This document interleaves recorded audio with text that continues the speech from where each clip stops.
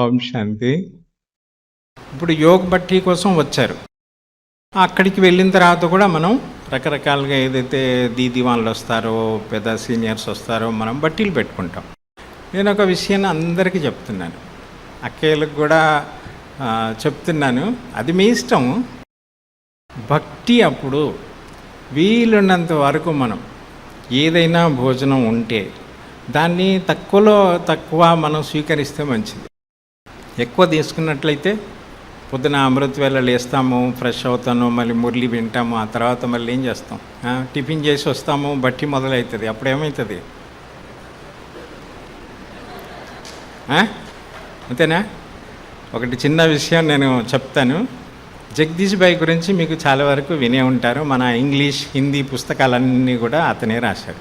నేనేమంటున్నానంటే, జగదీష్ భాయ్ తోటి ఒకరోజు నాకు వరంగల్లో బట్టి ఉన్నప్పుడు నాకు ఆ ఛాన్స్ దొరికింది అతనితోటే ఉండాలని 3-4 రోజులు.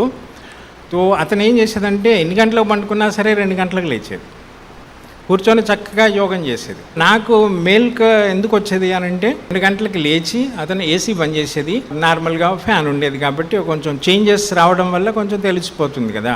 తో నేను అనుకున్నా, అరే జగదీష్ భాయ్ యోగం చేస్తున్నాడు, నేను పండుకుంటే బాగుంటుందా అని చెప్పి నేను లేచేది.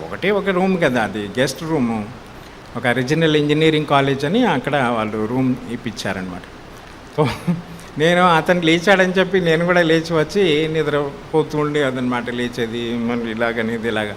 తర్వాత ఏం చేశానంటే, ఇప్పుడు ఆ సమయంలో 2 గంటలకి మనకు టిఫిన్లు అవి ఇవి ఏం దొరుకుతాయి, ఎవరు వేరే చోట ఉన్నాం మేము. ఒక ఐడియా వచ్చింది, చూడండి సమయానికి బాబా హెల్ప్ చేస్తాడు. వెళ్ళి చక్కగా చన్నీళ్ళతోటి కొంచెం తల నీళ్ళు పోసుకోవడం, ఇలాగ ముఖం కడుక్కోవడం, ఎక్దమ్ ఫ్రెష్ అనిపించింది. నేను అనేది ఏంటంటే, మనం ఇక్కడైనా అక్కడైనా సరే బట్టి కోసం వచ్చాం కాబట్టి ఆ లక్ష్యం మనకు ఉండాలి. స్వయం కోసం ఆలోచించాలి, ఏమి తినాలి, ఎంత తినాలి, ఎంత అవసరము, ఎంత అవసరం లేదు.